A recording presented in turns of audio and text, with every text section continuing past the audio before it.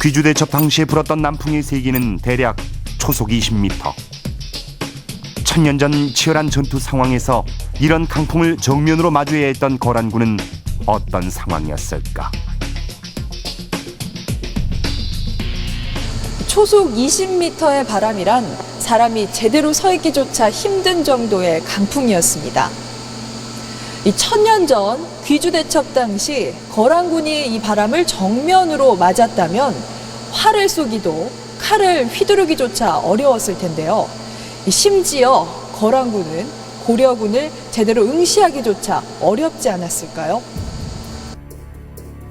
그렇다면 귀주로 적을 유인해 벌판에서 승부를 펼친 강감찬 장군은 이 모든 상황을 예측하고 있었던 것일까? 잘 아시다시피 적벽대전 같은 경우 제갈공명이 남동풍을 부르는 장면이 나오는데 실제 저희들이 볼 때 뭐 남동풍 실제로 불렀겠습니까? 오랜 동안 곳에 있는 날씨를 쭉 관찰을 하다 보니까 이러한 경우에는 이런 남동풍이 불 수가 있다. 예를 들어서 제갈공명 같은 경우 그 당시에 미꾸라지가 배를 뒤집으면서 올라오면은 한 2, 3일 내 남동풍이 분다는 그 오랜 동안의 관찰, 이거를 실제로 전쟁에 이용했다고 하거든요. 동물들의 움직임이라든가 하늘의 흐름이라든가 바람의 움직임을 통해서 오랜 동안 관찰을 했다면 충분히 예측이 가능했으리라고 생각을 합니다. 공군에선 국내 유일의 기상 전문 부대를 운영하고 있다. 이 부대는 각 작전 상황에 맞는 맞춤형 기상 예보를 지원하는 것이 주 임무다. 전국에 기상대와 레이더를 배치하고 위성 등을 통해 기상 정보를 수집하고 있다. 레이더에서 나타나는 거 없고 화중 해안선 쪽으로 해서 중충과 관련돼 가지고 중충을 분포하고 있습니다. 40나트에서 50나트 이상의 바람이 증가하고 있습니다. 이 바람대들이 현재 계속해서 이어지는 바람은 15일 전후까지 해서는 상층부터 지상까지 해서 바람은 계속 많이 불 것으로 예상이 되고 있습니다. 기상은 군 작전 계획 수립 및 실행에 있어서 제일 먼저 고려돼야 할 요소입니다. 특히 현대전에서는 무기체계 발달로 인해 최소의 노력으로 최대의 효과를 바라는 효과 중심 작전을 수행을 하고 있습니다. 정밀 폭격을 수행하는 공군 작전을 비롯해서 지상 작전 그리고 해상 작전도 바람, 온도, 습도 등의 기상 요소에 많은 영향을 받고 있습니다. 그래서 저희들은 작전에 요구하는 맞춤형 기상 정보를 제공하기 위해 최선을 다하고 있습니다. 이렇게 수집된 기상 정보는 정밀 분석을 거쳐 국내 각 인트라넷에 공개하고 있다. 일기도상에서 오늘은 고기압 영향권에서 북동 기류가 지속 대응되겠습니다. 항공 작전에서 비행 지역의 기상 정보를 한눈에 볼 수 있는 것이다. 지상 작전의 경우에도 지역별로 작전 가능 여부를 세부적으로 볼 수 있게 했는데 단위 부대, 작전 상황별로 그에 맞는 기상을 파악할 수 있도록 하고 있다. 시간이 많이 흘러서 그 당시의 관측 자료라든지 예보 자료들이 존재하지 않기 때문에 그 당시 상황을 정확하게 설명을 할 수는 없지만은 아마 귀주 대첩 당시에 강감찬 장군이 수성이 아닌 평지를 택해서 김하군이 주력인 거란족하고 맞승부를 하였다는 것은 아마 강감찬 장군이 이 전쟁을 준비하면서 많은 연구를 통해서 겨울철에 남쪽으로 기압골이 통과하면 북서풍에서 우리나라가 남동풍으로 급격하게 전환을 한다는 것을 경험적인 토대를 통해서 아마 알고 있지 않았나 생각이 들고 있습니다.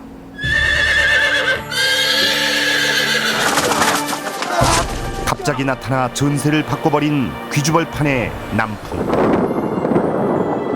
그것은 어쩌면 강감찬 장군의 마지막 승부수였을지도 모른다.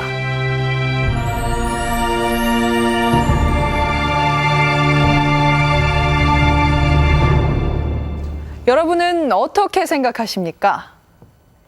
과연 강감찬 장군은 갑작스런 바람의 변화와 또 비가 내리칠 것을 미리 알고 있었던 것일까요? 이에 대해 우리 역사는 어떠한 명쾌한 답도 주지 않았습니다. 갑작스럽게 방향이 바뀐 초속 20m의 바람은 100만 대군보다 더 강한 것이었습니다. 어쩌면 거란군을 귀주로 유인한 것도 기상 변화를 미리 예측한 강감찬 장군의 치밀한 계획은 아니었을까요? 네. 거란의 성종은 이 전투 후의 지휘관이었던 소배압에게 네가 무슨 면목으로 나를 대하려 하느냐. 너의 얼굴 가죽을 벗긴 다음 죽이리라라는 극언을 할 만큼 대단히 진노했다고 합니다. 27년간이나 이어진 전쟁. 이 전쟁의 승패는 고려와 거란, 이 두 나라의 운명을 바꾸어 놓습니다.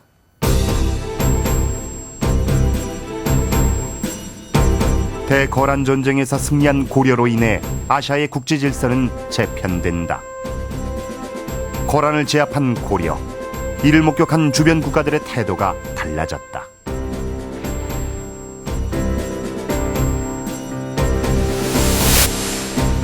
만주 지역의 천리국이 사신을 보내 고려에 귀부하기를 청하는 표를 올렸다.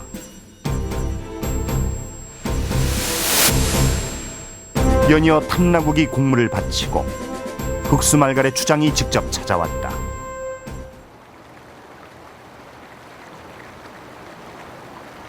고려는 주변 소국을 거느린 제국으로 성장해갔다. 고려는 스스로의 필요에 따라 송나라와도 교류하고 거란과도 교류하는 독자적인 세력이 된 것이다.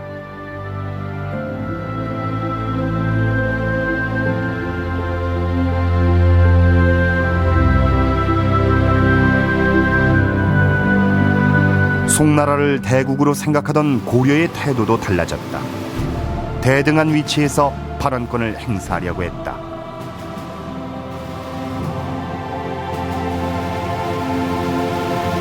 북송에 갈 때 와서 거란에서 뺏었던 전쟁 물자를 가지고, 또 하나는 동서여진에 있었 자기한테 귀부한 동서여진의 사람들을 거느리고 그 중국 북송의 수도인 개봉에 가서 승전 파티를 거기 중국 수도에서 했던 거죠.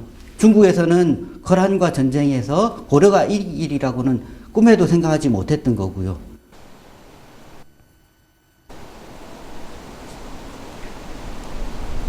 고려의 백성들은 거란의 침입을 물리친 강감찬 장군의 업적을 기리기 위해 이곳에 3층 석탑을 세웠다.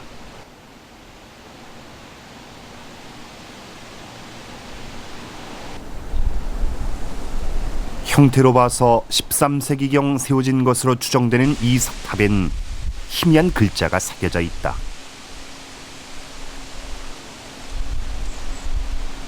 강감찬 낙성대. 낙성대는 과연 무슨 뜻일까? 중국 사신이 이곳을 마침 지나가다가 하늘에서 별이 떨어지는 것을 보고 달려가 봤더니 사내 아이가 태어난 것을 보고 장차 큰 인물이 되겠구나 하고 애언을 남기고 가셨다는 이야기가 남기고 있어요. 그래서 이곳은 떨어질 낙, 별성자를 따서 낙성대라는 이름을 갖게 되었습니다.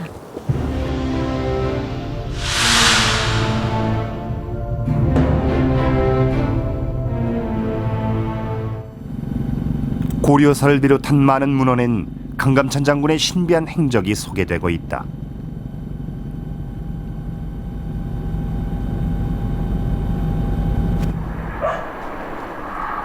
양상은 다르지만 대체로 호랑이, 여우, 개구리 등 다양한 동물들을 신비한 힘으로 제압하는 것은 비슷하다.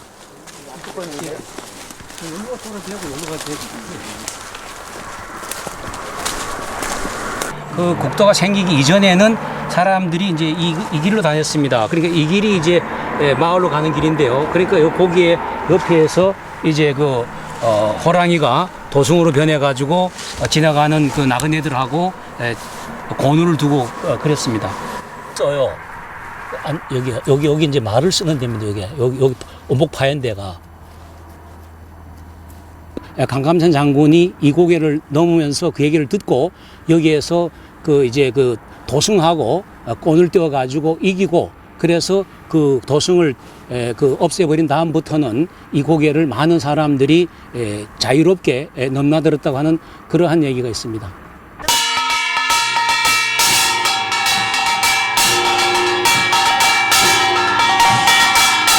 국가지정 무형